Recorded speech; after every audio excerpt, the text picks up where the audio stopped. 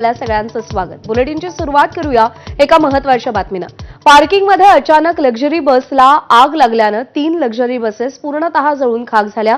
रात्री 9:30च्या दरम्यान ट्रान्सपोर्ट नगर इथल्या काळभोर नगर इथं ही धक्कादायक घटना घडलेली आहे। बसला आग कशामुळे लागली हे अजूनही स्पष्ट झालेलं नाही। अग्निशमन दलानं घटनास्थळी पोहोचून आग आटोक्यात आणलेली आहे।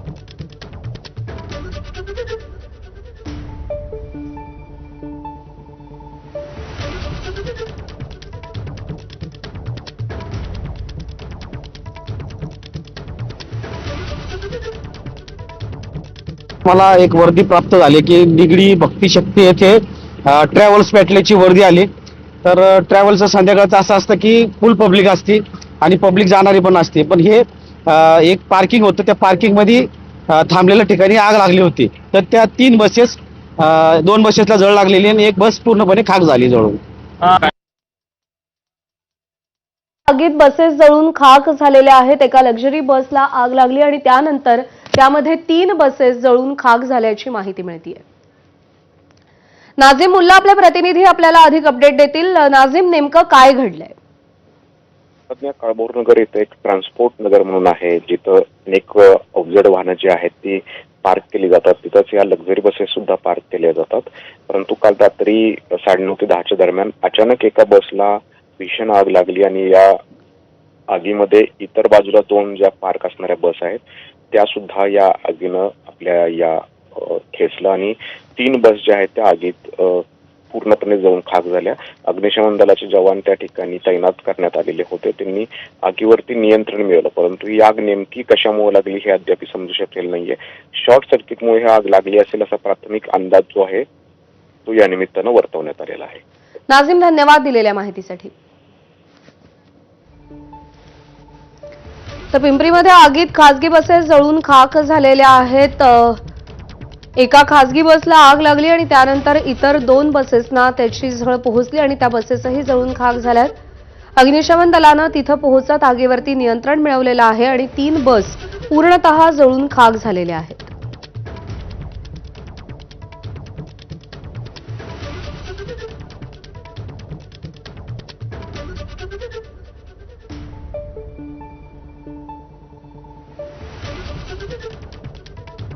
पिंपरी ट्रान्सपोर्ट नगर इथे ही घटना घडलेली आहे। खासगी बसला आग लागली आणि त्यानंतर त्या आगीची झळ इतर 3 बसेसना पोहोचली आणि त्यामध्ये त्या बसेस जळून खाक झालेल्या आहेत।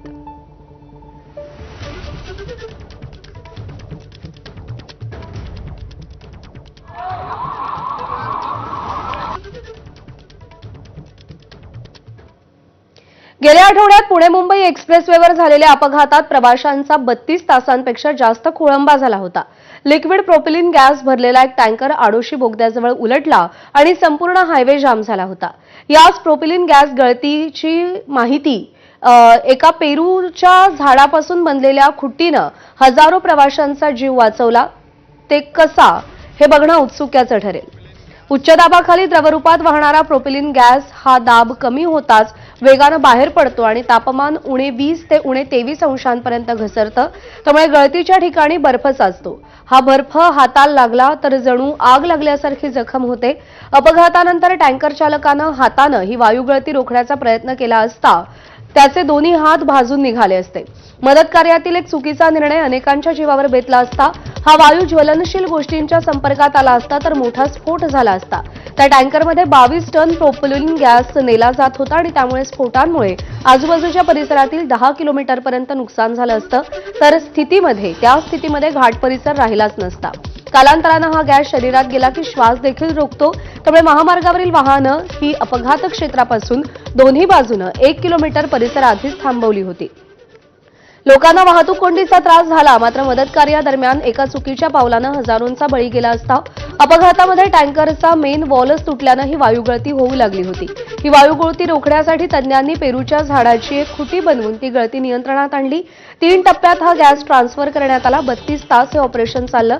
या मदत कार्यातला प्रत्येक जण जीव धोक्यात घालून काम करत होता। ही वायुगळती रोखण्यासाठी पेरूच्या झाडाचीच खुटी बनवण्याचं कारण म्हणजे पेरूचं लाकूड मऊ आणि लवचिक असल्यानं थंडीमध्ये फुगतं आणि घट्ट होतं। सूरज सावंत आपले प्रतिनिधी आपल्याला अधिक अपडेट देतील. सूरज, कशा पद्धतीनं पेरूच्या झाडाच्या लाकडाची या संपूर्ण मदत कार्यामध्ये मदत झाली? खरं तर प्रज्ञा, आपण पहिल्यांदा पाहिलं तर कोचीवरनं हा गुजरातला जाणारा जो टँकर उलटला त्यानंतर फक्त टीका टिप्पणी हीच पाहायला मिळाली की आतापर्यंत ते वाहन तिकडनं का हलवत नाही किंवा त्या पद्धतीत उपाययोजना का केल्या जात नाहीत. मात्र दुसरीकडे जो प्रोपोलिन वायू होता हा किती घातक होता याचं काल जर आपण पाहिलं तर त्याचं समोर पाहायला मिळालं. कारण एक जरी चूक झाली असती तर त्या ठिकाणी परिसरात असलेल्या किंवा त्या मार्गावरनं प्रवास करणाऱ्या अनेक प्रवाशांचा जीव त्या ठिकाणी गेला असता. कारण जरा जरी स्फोट झाला असता किंवा काही वेगळ्या काही गोष्टी करता आल्या असता तर नक्कीच हा ज्वलनशील स्फोट भीषण ठरला असता. त्यामुळे पेरूच्या झाडाची खुट्टी वापरून त्या ठिकाणी हा वायू नियंत्रणात आणला आणि त्यानंतर तो टँकर त्या ठिकाणी हलवण्यात आला. याचं कारण म्हणजे पेरूचं जे झाड आहे किंवा ते लाकूड आहे हे फार मऊ असतं, लवचिक असतं. त्यामुळे तो जो दाब आहे तो कंट्रोल ठेवण्यामध्ये त्याचा मोठा हात होऊ शकतो असं तज्ज्ञांचं मत होतं.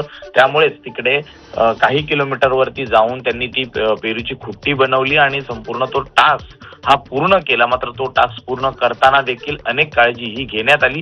त्यामुळेच हे संपूर्ण ऑपरेशन जवळपास 36 तास चाललं आणि त्यामुळेच कुठेतरी यश आलं की तो टँकर नंतर 2 टप्प्यातनं वायू दुसऱ्या टँकर. ठीक आहे, आणि त्यामुळेच एक मोठा अनर्थ टाळण्यामध्ये यश मिळालं. सूरज, धन्यवाद दिलेल्या माहितीसाठी.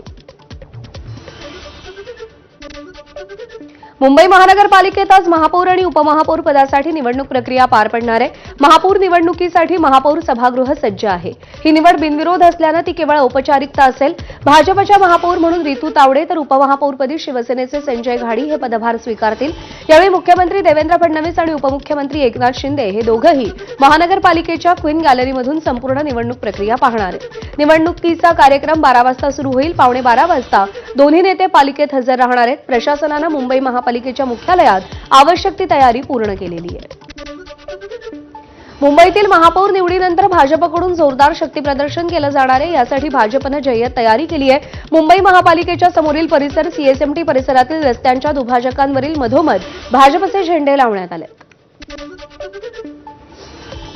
जिल्हा परिषद आणि पंचायत समितीच्या निवडणुकांमध्ये भाजपला सोलापूरमध्ये चांगलं यश मिळाले. जिल्ह्याचे पालकमंत्री जयकुमार गोरे यांनी सोलापूरमध्ये विजय मिळवला असला तरी त्यांच्या घरातल्या सदस्यांना साताऱ्यात पराभव पत्करावा लागलाय आणि त्या पार्श्वभूमीवर जयकुमार गोरेंना विचारलेल्या प्रश्नावर त्यांनी उत्तर दिलं. तसंच सोलापूर जिल्ह्यातील माळशिरसच्या निकालावर भाष्य करताना माजी आमदार राम सातपुते यांच्या हत्येचा कट रचला गेला होता असा खळबळजनक दावा जयकुमार गोरेंनी केला.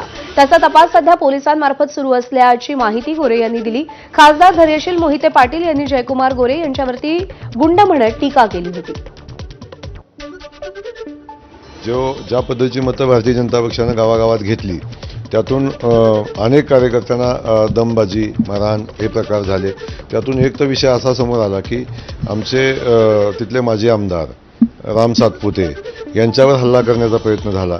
आणि एक माहिती अजून पुढे येते की आज पोलीस तपास करतायत की त्यांच्या खुनाचाही कट करण्यात आला आणि तो कट कुणी केला हेही आपल्याला या अनुषंगानं भविष्यात समोर येईल त्या माहिती सगळ्या. त्यामुळं अशा पद्धतीनं कोण गुंड आहे, कोण काय आहे या संदर्भात आपल्या काही माहित्या पुढे येतील आणि तेव्हा आपण त्यावर चर्चा नक्की करू. परभणीमध्ये ठाकरे सेनेचा महापौर करण्यासाठी काँग्रेसच्या मदतीची आवश्यकता आहे. पण कालपासून काँग्रेसचे 10 तर ठाकरे सेनेचे 22 नगरसेवक सहलीला गेलेत. या संदर्भात काँग्रेसच्या स्थानिक नेत्यांना विचारलं असता त्यांनी पक्षश्रेष्ठींकडून काय आदेश येतो त्यानंतर पाहू असं सांगितलं. तर ठाकरे सेनेचे आमदार राहुल पाटील यांनी परभणीमध्ये चंद्रपूरचा कोणताही परिणाम होणार नसल्याचंही सांगितलंय. विल्सन जिमखाना जैन संस्थेला देण्याविरोधात मुंबई उच्च न्यायालयात याचिका दाखल करण्यात आली. त्या याचिकेवरती आज महत्त्वाची सुनावणी होतीये. मागच्या सुनावणीमध्ये उच्च न्यायालयानं सद्यस्थिती कायम ठेवण्याचे आदेश दिले होते आणि त्यानंतर सर्वोच्च न्यायालयानं मुंबई उच्च न्यायालयाला तातडीनं निकाल देण्याचे निर्देश दिले. आजच्या बुधवारच्या सुनावणीत कोर्ट काय निर्णय देतं याकडे सगळ्यांचं लक्ष असेल. राज्यात कालपासून 12वीच्या बोर्ड परीक्षांना सुरुवात झाली. मात्र परीक्षेच्या पहिल्याच दिवशी डोंबिवलीत एका कुटुंबावर दुःखाचा डोंगर कोसळला. परीक्षेसाठी घरातून निघालेला 18 वर्षांचा सोहम कटरे हा विद्यार्थी नियतीच्या क्रूर खेळाचा बळी ठरला. मुंब्रा आणि कळवा स्थानकादरम्यान लोकलमधून पडून सोहमचा जागीच मृत्यू झाला. डोंबिवली इथे राहणाऱ्या सोहमचे कळवा येथील मनीषा विद्यालयामध्ये परीक्षा केंद्र होतं.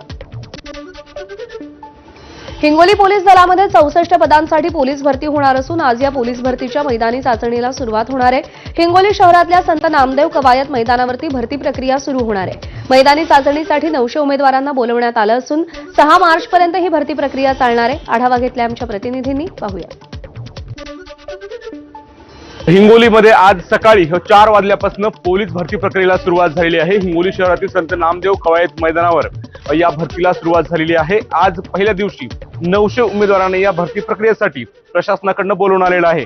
मी सध्या या ठिकाणी उभा आहे, ज्या ठिकाणी जे उमेदवार आहेत त्यांची उंची आणि छातीचं माप घेतलं जातं. हिंगोली पोलीस दलातील अधिकारी आणि कर्मचारी ही भरती प्रक्रिया पार पडताना आपल्याला पाहायला मिळत येतं. हिंगोली जिल्ह्यामध्ये साधारणतः 64 पदांसाठी ही पोलीस भरती होणार असून एकंदरीत 13,600 उमेदवारांनी या भरती प्रक्रियेसाठी अर्ज केलेले आहेत. ही भरती प्रक्रिया पार पाडण्यासाठी हिंगोली पोलिसांच्या वतीनं अधिकारी आणि कर्मचाऱ्यांचा मोठी जे ते कर्तव्य करताना आपल्याला पाहायला मिळत आहेत. आपण या ठिकाणी बघताय साधारणतः 200 अधिकारी आणि कर्मचारी ही भरती प्रक्रिया पार पाडणार असून या भरती प्रक्रियेला मोठ्या प्रमाणामध्ये उमेदवारांची गर्दी पाहायला मिळते.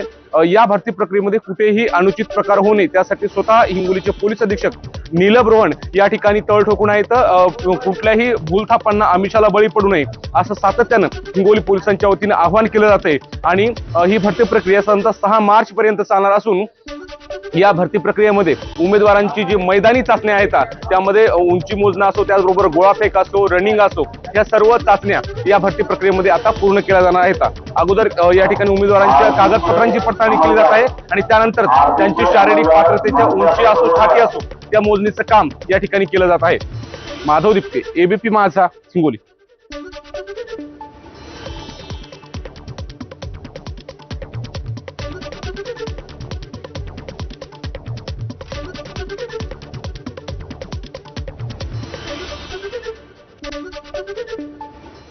आणि यानंतरची बातमी नाशिकमधून आहे. नाशिकमधील शिवसेनेच्या अंतर्गत गटबाजीची उपमुख्यमंत्री एकनाथ शिंदे यांच्याकडून दखल घेण्यात आली. रात्री उशिरापर्यंत उपमुख्यमंत्री एकनाथ शिंदे यांची या संदर्भात बैठक सुरू होती. एकनाथ शिंदेंनी नाशिकमधील प्रत्येक नगरसेवक आणि पदाधिकाऱ्यांशी चर्चा केली. नाशिकमध्ये काय सुरू आहे, गटबाजी कोण करताय, पक्षाकडून आलेले आदेश पाळले जात आहेत की नाही, पक्षाच्या धोरणाविरोधात कोण काम करताय याचा आढावा यावेळी शिंदेंनी घेतला. यावेळी पदाधिकाऱ्यांना कानपिचक्या देताना सेकदिलानं काम करण्याच्या सूचना उपमुख्यमंत्री एकनाथ शिंदे यांनी दिलेल्या आहेत. मुकुल कुलकर्णी आपले प्रतिनिधी आपल्यासोबत आहेत. मुकुल, एकनाथ शिंदे यांच्या हस्तक्षेपानंतर तरी ही गटबाजी आता निवणार आहे का आणि एकदिलानं काम केलं जाणार आहे का? एकनाथ शिंदेंनी नाशिकच्या गटबाजीची गंभीरपणे दखल घेतलेली आहे. गेल्या काही महिन्यांपासून नाशिकमध्ये 2 ते 3 गटामध्ये गटबाजी सुरू होती. मात्र महापौर आणि उपमहापौर पदाच्या निवडणुकीनंतर ती चव्हाट्यावर आलेली होती. महानगर प्रमुख बंटी तिडमे यांनी सोशल मीडियाच्या माध्यमातून आपली खंत ही व्यक्त केलेली होती. तसेच गटनेते अजय बोरसे आणि उपमहापौर विलास शिंदे यांच्यावर आरोप देखील केलेले होते. या संपूर्ण घटनांच्या पार्श्वभूमीवर काल मध्यरात्रीपर्यंत नाशिकच्या शिवसैनिकांसोबत उपमुख्यमंत्री एकनाथ शिंदे यांची 1-to-1 चर्चा झालेली आहे. प्रत्येकाकडनं त्यांचं काय म्हणणं आहे, नाशिकमध्ये काय काय होत आहे हे जाणून घेतलेलं आहे आणि एक आढावा देखील तयार करण्यात आलेला आहे. त्यानुसार त्यांनी तत्काळ सांगितलेलं आहे की आता इथून पुढे कुठल्याही स्वरूपाची गटबाजी ही खपवून घेतली जाणार नाही. पक्षविरोधात जर कोणी काम करत असेल तर ते देखील खपवून घेतलं जाणार नाही आणि सर्वांनी एकदिलाने काम करावं, पुन्हा माझ्याकडे तक्रार येता कामा नये अशा स्वरूपाच्या सूचना दिलेल्या आहेत. काही नगरसेवकांनी गटनेते पद आणि उपमहापौर पद हे 1.25 वर्षाचं ठेवावं अशी देखील त्यांच्याकडे मागणी केलेली आहे. मात्र त्याबाबत योग्य वेळी निर्णय घेऊ अशा स्वरूपाचंही त्यांच्याकडनं सांगण्यात आलंय. मुकुल, धन्यवाद दिलेल्या माहितीसाठी. मास्टर ब्लास्टर सचिन तेंडुलकरनं राष्ट्रपती द्रौपदी मुर्मू, पंतप्रधान नरेंद्र मोदी, केंद्रीय गृहमंत्री अमित शहा, सोनिया गांधी आणि राहुल गांधींची राजधानी दिल्लीमध्ये भेट घेतली. सचिन तेंडुलकरनं मुलगा अर्जुन तेंडुलकरच्या लग्नाचं आमंत्रण देण्यासाठी सहकुटुंब भेट घेतली. यावेळी अंजली तेंडुलकर, मुलगा अर्जुन तेंडुलकरही उपस्थित होते. याशिवाय सानिया चांडोक आणि तिच्या घरच्यांनीही पंतप्रधानांची भेट घेतली. ऑगस्ट 2025 मध्ये अर्जुन आणि सानिया यांचा साखरपुडा पार पडला होता आणि यानंतर आता 3 मार्च रोजी लग्नाचे विधी सुरू होणार असून 5 मार्चला मुख्य समारंभ होणार आहे.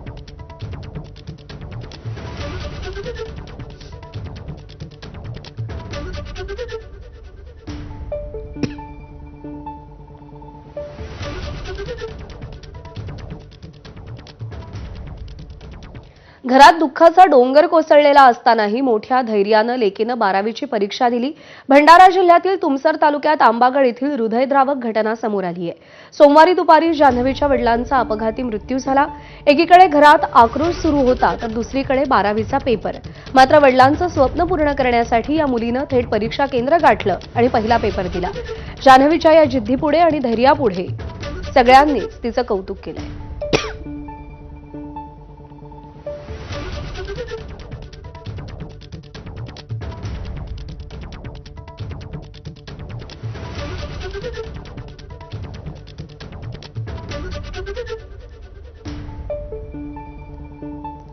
बॉलिवूड दिग्दर्शक रोहित शेट्टीच्या घरावर झालेल्या हल्ल्यानंतर आता अभिनेता रणवीर सिंगलाही धमकी मिळाली आहे. एका अज्ञात व्यक्तीनं व्हॉट्सअपवरती व्हॉइस नोट पाठवत थेट धमकी दिलेली आहे आणि मोठ्या रकमेची मागणी केली आहे. या धमकीनंतर रणवीर सिंगनं तात्काळ पोलिसांना या संदर्भात माहिती दिली आणि त्यामुळे रणवीर सिंगच्या घराबाहेरील सुरक्षेत वाढ करण्यात आली. रणवीर दीपिकाच्या वरळीतल्या घराबाहेर 6 सशस्त्र गार्ड्स तैनात करण्यात आलेत. धमकीची व्हॉइस नोट पाठवणाऱ्या व्यक्तीचाही पोलिसांकडून शोध सुरू करण्यात आलाय. रणवीर आणि दीपिका पडुकोण या ज्या सोसायटीमध्ये राहतात त्या सोसायटीतल्या रहिवाशांनीही या घटनेसंदर्भात चिंता व्यक्त केली आहे. मोठ्या संख्येनं तैनात करण्यात आलेल्या सशस्त्र सुरक्षा रक्षकांमुळे सोसायटीतल्या नागरिकांमध्ये भीतीचं वातावरण निर्माण झालंय. सोसायटी प्रशासनानं या संदर्भात पोलिसांना पत्र लिहून आपली भूमिका मांडली आहे. वाढीव सुरक्षेमुळे रहिवाशांच्या दैनंदिन जीवनावरती परिणाम होत असल्याचं सांगण्यात येत आहे. हिंदी सिनेमांमध्ये आपल्या भूमिकांनी खळखळून हसवणारा अभिनेता राजपाल यादव सध्या आर्थिक अडचणीत सापडलाय. सिनेमासाठी त्यानं कर्ज घेतलं होतं. सिनेमाची कमाई कमी झाल्यानं त्याला फटका बसला होता आणि नंतर चेक बाउन्स झाल्याप्रकरणी राजपाल यादवला अनेकदा कोर्टात हजर राहण्यासाठी नोटीस मिळाली होती.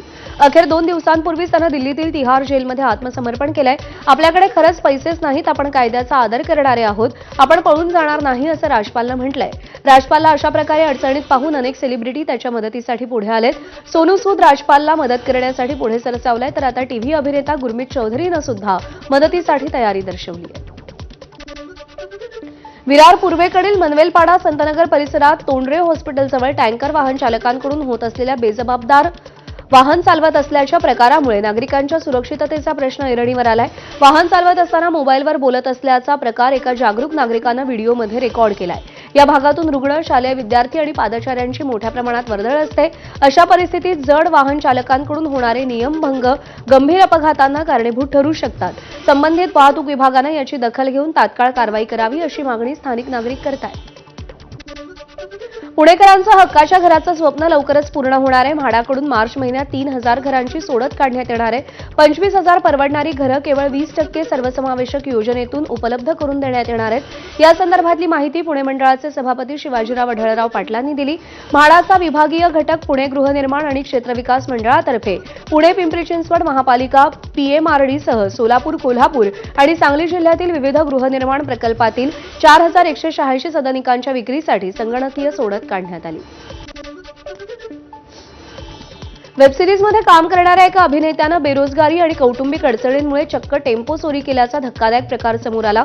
गोरेगाव पूर्वेतील आरे कॉलेज परिसरातून हा टेम्पो चोरीला गेला होता. बहिणीच्या लग्नासाठी पैशांची गरज भासल्यानं आणि फिल्म इंडस्ट्रीत काम न मिळाल्यानं अभिनेत्यानं हा चुकीचा मार्ग स्वीकारल्याची माहिती पोलिसांनी दिली. 100हून अधिक सीसीटीव्ही फुटेज आणि तांत्रिक तपासानंतर आरे पोलिसांनी ब्रजेश कुमार रामगोपाल रेवार उर्फ टायगर या 28 वर्षीय अभिनेत्याला दिंडोशी परिसरातून अटक केली आहे. या प्रकरणात आणखी कोणी सहभागी आहे का आणि यापूर्वी अशा चोऱ्या झाल्या आहेत का याचा अधिक तपास आरे पोलीस करतायत. मुंबईतल्या कोस्टल रोडवरती जय हो गाण्याची धून वाजणार. मुख्यमंत्री देवेंद्र फडणवीसांच्या उपस्थितीत आज दुपारी 12:30 वाजता याचा शुभारंभ होणार आहे. विशेष संगीत पट्ट्यांमुळे वाहन चालकांना याचा एक वेगळा अनुभव मिळणार आहे. उपमुख्यमंत्री अजित पवार यांच्या विमान अपघाताची दुर्घटना ताजी असतानाच पालघरच्या केळव्यातही असाच काहीसा धक्कादायक प्रकार समोर आला. मुंबईहून गुजरात इथं निघालेल्या हेलिकॉप्टरमध्ये तांत्रिक बिघाड झाला आणि त्यामुळे हेलिकॉप्टरचं इमर्जन्सी लँडिंग करावं लागलं. 2 वैमानिकांसह 4 प्रवाशांचा त्यामध्ये समावेश होता. सगळे प्रवासी सुरक्षित आहेत. हेलिकॉप्टरमध्ये अचानक तांत्रिक बिघाड झाला. वैमानिकांनी खबरदारी घेत इमर्जन्सी हेलिकॉप्टर केळव्याच्या एका शाळेच्या पटांगणात उतरवलं. हेलिकॉप्टरमधले सगळेजण खाली उतरल्यानंतर दुरुस्ती पथक घटनास्थळी दाखल झालं आणि त्यानंतर या हेलिकॉप्टरनं पुन्हा मुंबईच्या दिशेनं उड्डाण घेतलं. अमेरिका आणि इराण यांच्यातील तणावाच्या पार्श्वभूमीवर ट्रम्प आणि नेत्यानाहू यांच्यामध्ये आज व्हाईट हाऊसमध्ये बैठक होतीये. त्यासाठी इस्रायलचे पंतप्रधान बेंजामिन नेत्यानाहू वॉशिंग्टनला रवाना झालेत. इस्रायलनं या बैठकीचं वर्णन स्ट्रॅटेजी शेपिंग सेशन असं केलंय. या चर्चेचा फोकस अमेरिका आणि इराण यांच्यातील संबंध हाच असल्याचं सांगितलं जात आहे. सोमालियाची राजधानी मोगादिशू इथं एका प्रवासी विमानाचं थेट समुद्रकिनारी लँडिंग झाल्याची घटना समोर आली. मोगादिशू विमानतळावरती लँडिंगवेळी विमानात तांत्रिक बिघाड उद्भवला आणि पायलटनं तात्काळ समयसूचकता दाखवत विमान सुरक्षितरित्या समुद्रकिनारी लँड केलं. सुदैवानं या घटनेत कोणालाही दुखापत झालेली नाही. अमेरिकेच्या जॉर्जियामध्ये एका खासगी विमानाचं इमर्जन्सी लँडिंग झालं. थेट हायवेवरच हे विमान उतरल्यानं काही काळ वाहतुकीवर परिणाम झाला होता. विमान लँड होताच काही वाहनांनाही धडकलं. टेक ऑफ नंतर या विमानात काही तांत्रिक बिघाड आल्यानं पायलटनं तात्काळ हे विमान हायवेवरच उतरवण्याचा निर्णय घेतला. सुदैवानं या अपघातात कोणतीही जीवितहानी झालेली नाहीये. इटलीमध्ये एक धक्कादायक घटना समोर आली आहे, जिथं मास्क घातलेल्या गुन्हेगारांनी हॉलिवूड चित्रपटाप्रमाणे कॅश व्हॅन लुटण्याचा प्रयत्न केला. या मास्क घातलेल्या दरोडेखोरांनी महामार्गाच्या मध्यभागी एका कारला बॉम्बनं उडवलं आणि पोलिसांना रोखण्यासाठी थेट AK-47 रायफलनं अंदाधुंद गोळीबारही केला. मात्र एवढे सगळे उपद्व्याप करूनही 6 दरोडेखोरांना कॅश व्हॅनचे दरवाजे उघडण्यात यश आलं नाही आणि त्यांना रिकाम्या हातानं परतावं लागलं. जम्मू आणि काश्मीरमधील बारामुल्ला इथं जोरदार बर्फवृष्टी झाली आहे. घरांच्या छतासह वाहनांवरती बर्फाची चादर पसरली आहे. रस्त्यांवरती बर्फ साचल्यानं जनजीवन विस्कळीत झालंय. हिमवृष्टीनंतर दृश्य स्वर्गासारखं दिसत होतं, तर शेतकऱ्यांमध्ये आनंदाचं वातावरण आहे. ही हिमवृष्टी सफरचंदासारख्या फळपिकांसाठी वरदान ठरलेली आहे. कझाकस्तानाच्या काही भागात सध्या जोरदार हिमवृष्टी सुरू आहे. हिमवृष्टी दरम्यान एका रस्ते अपघाताचा व्हिडिओ समोर आलाय. घटनेमध्ये 2 कारचा अपघात झालाय. इंडोनेशियातील तेगल इथे पुरानं कहर केलाय. कालिगुंग नदीची पाण्याची पातळी अचानक वाढल्यानं ऐतिहासिक ब्रू गबांग पूल कोसळलाय. पूल कोसळतानाच चेंगराचेंगरीसारखी परिस्थिती निर्माण झाली. हा इंडोनेशियातील तेगल जिल्ह्यातील एक प्राचीन पूल होता, ज्याचा वापर मोठ्या संख्येनं लोक प्रवास करण्यासाठी करत होते. परंतु पूल कोसळल्यानं लोकांमधला संपर्क तुटला. अनेक घरं पाण्याखाली गेली आहेत. प्रशासनाकडून बचाव कार्य सुरू आहे. या बातम्यांसह बुलेटिनमध्ये एक छोटासा ब्रेक घेतोय. पाहत रहा ABP माझा.